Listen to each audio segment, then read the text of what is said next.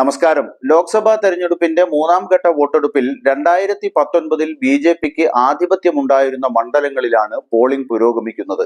മൊത്തം 11 സംസ്ഥാനങ്ങളിലായി 93 സീറ്റുകളിലാണ് തെരഞ്ഞെടുപ്പ് നടക്കുന്നത്. ഒരു സീറ്റിലെ തെരഞ്ഞെടുപ്പ് രണ്ടാം ഘട്ടത്തിൽ മാറ്റിവെച്ചതിനെ തുടർന്ന് ഇപ്പോൾ മൂന്നാം ഘട്ടത്തിൽ നടക്കുകയാണ്.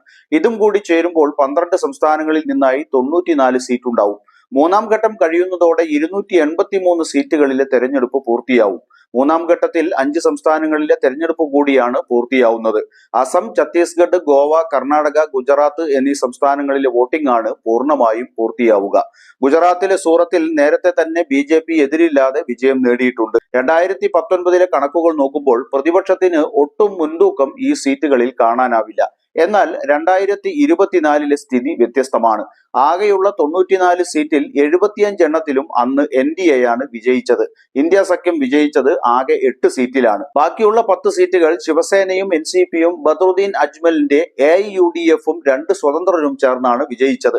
ശിവസേനയ്ക്ക് 4ഉം NCPക്ക് 3ഉം സീറ്റുകളാണ് അന്ന് ലഭിച്ചത്. വോട്ട് ശതമാനത്തിലും വളരെയധികം മുന്നിലാണ് NDA. 51.8% വോട്ടാണ് അവർക്ക് ലഭിച്ചത്. എന്നാൽ ഇന്ത്യ സഖ്യത്തിന് ആകെ ലഭിച്ചത് 31.9% വോട്ടും. 94-ൽ ബി.ജെ.പി മാത്രം വിജയിച്ചത് 71 സീറ്റുകളാണ്. കോൺഗ്രസ് 4 സീറ്റുകളുമായി വളരെ പിന്നിലാണ്.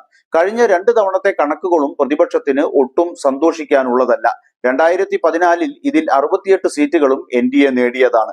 ഇന്ത്യ സഖ്യ പാർട്ടികൾ നേടിയത് വെറും 15 സീറ്റുകളാണ്. 11 സീറ്റുകൾ മറ്റു പാർട്ടികൾക്കും ലഭിച്ചു. കർണാടകയിലെ 14 മണ്ഡലങ്ങളും മഹാരാഷ്ട്രയിലെ ചില സീറ്റുകളും ഇത്തവണ ബി.ജെ.പിയുടെ കണക്കുകൂട്ടൽ തെറ്റിക്കും. മൂന്നാം ഘട്ടത്തിൽ മൊത്തം 1332 സ്ഥാനാർത്ഥികളാണ് മത്സര രംഗത്തുള്ളത്.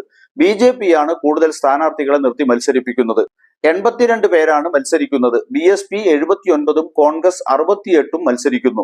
ഗുജറാത്തിലാണ് കൂടുതൽ സ്ഥാനാർത്ഥികൾ മത്സരിക്കുന്നത്. ഇവിടെ 266 പേർ മത്സര രംഗത്തുണ്ട്. മഹാരാഷ്ട്രയിലെ 11 സീറ്റിൽ 258 പേരും കർണാടകയിലെ 14 സീറ്റിൽ 227 പേരും മത്സരിക്കുന്നുണ്ട്. മൊത്തം 241 സ്ഥാനാർത്ഥികളാണ് ക്രിമിനൽ കേസ് നേരിടുന്നത്. ഇതിൽ 67 പേർ മഹാരാഷ്ട്രയിലാണ്. കോൺഗ്രസിന്റെ 26 പേരാണ് ക്രിമിനൽ കേസ് നേരിടുന്നത്. ബി.ജെ.പിക്ക് ഇത് 22 പേരാണ്. 103 സ്വതന്ത്രരും ക്രിമിനൽ കേസ് നേരിടുന്നുണ്ട്. നിർണായകമായ മൂന്നാം ഘട്ടം കൂടി പിന്നിടുമ്പോൾ ഏതാണ്ട് പകുതിയോളം സീറ്റുകളിലേക്കുള്ള വോട്ടെടുപ്പ് പൂർത്തിയാവുകയാണ്. മൂന്നാം ഘട്ടം ആവുമ്പോഴേക്കും ആത്മവിശ്വാസം ചോർന്ന ബി.ജെ.പി മുന്നണിക്ക് അടുത്ത 4 ഘട്ടങ്ങളിലും വലിയ മുന്നേറ്റം ഉണ്ടാക്കാനാവില്ലെന്നാണ് രാഷ്ട്രീയ നിരീക്ഷകർ വിലയിരുത്തുന്നത്. കാര്യമായ ഒരു തരംഗവുമില്ലാതെ ബാക്കി 4 ഘട്ടം കൂടി പൂർത്തിയാക്കാനായാൽ മോദിക്ക് ഗ്യാരണ്ടി ഒരു പാഴ്വാക്കാകുമോ എന്ന് കാത്തിരുന്നു കാണാം.